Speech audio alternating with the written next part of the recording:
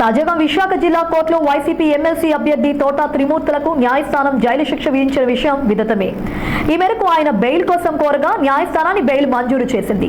ఈ సందర్భంగా ఆయన మాట్లాడుతూ న్యాయమూర్తి గారు ఇచ్చిన తీర్పుకు సవాలుగా హైకోర్టును ఆశ్రయించడానికి బెయిల్ తీసుకున్నారని స్పష్టం చేశారు. ఈ కేసు విషయంలో ప్రతిపక్ష నేతలు చాలా దారుణంగా మాట్లాడుతున్నారని, ఈ కేసు జరిగిన సమయంలో నేను స్వతంత్ర అభ్యర్థిగా ఎమ్మెల్యేగా గెలిచి అనంతరం టీడీపీలో చేరానన్నారు. మొదటి నుంచి టీడీపీ తీరు దారుణంగానే ఉందని ఆయన పేర్కొన్నారు. ఈ కేసులో హైకోర్టులో సవాలు చేసి గెలిచి బయటకు వస్తానని ఆయన ధీమా వ్యక్తం చేశారు.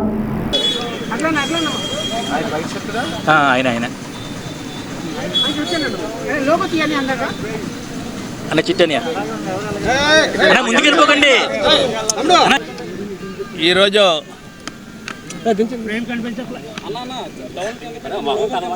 సుమారు గత 28 సంవత్సరాల నుంచి నడుస్తున్నటువంటి కేసు వేళ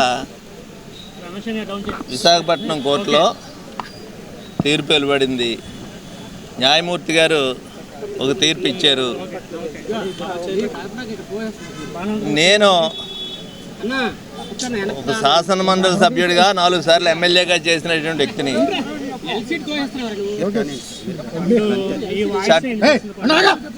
చట్టాలను గౌరవించడం అనేటువంటిది నా బాధ్యత. రాజ్యాంగపరంగా ఇచ్చినటువంటి తీర్పు ఏదైతే ఉందో చట్టపరంగా దాన్ని గౌరవిస్తూనే నాకు జరిగినటువంటి అన్యాయానికి నేను హైకోర్టుకి అప్పీల్ చేసుకోవాలనుకుంటున్నాను. ఒక న్యాయమూర్తిగా వారు ఇచ్చినటువంటి తీర్పుని గౌరవిస్తున్నాను. అయితే నాకు జరిగినటువంటి అన్యాయం ఏది ఉందో, నాకు సంబంధం లేనటువంటి కేసులో నా మీద ఇవాళ వచ్చినటువంటి తీర్పుని హైకోర్టులో అప్పీల్ చేసుకోవడానికి ఈరోజు ఈ కోర్టులో బెయిల్ తీసుకోవడం జరిగింది. ఇక రకరకాలైనటువంటి మానసికమైనటువంటి శోభకు గురి చేస్తూ మీ టీవీల్లో మాట్లాడినటువంటి ఏదైతే ఈ ప్రతిపక్ష నాయకులు ఉన్నారో వాళ్ళు ఇలా చాలా బాధపడతారు. ఎందుకు బాధపడతారంటే వాళ్ళు ఆశించినటువంటి ఫలితం రాలేదని.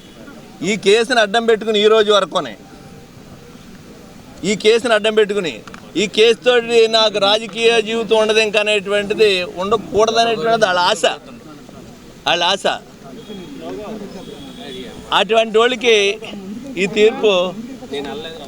తీర్పు మింగిడి పడదు. అయితే ఒక విషయాన్ని మాత్రం నేను చెప్పగలుగుతాను. పదే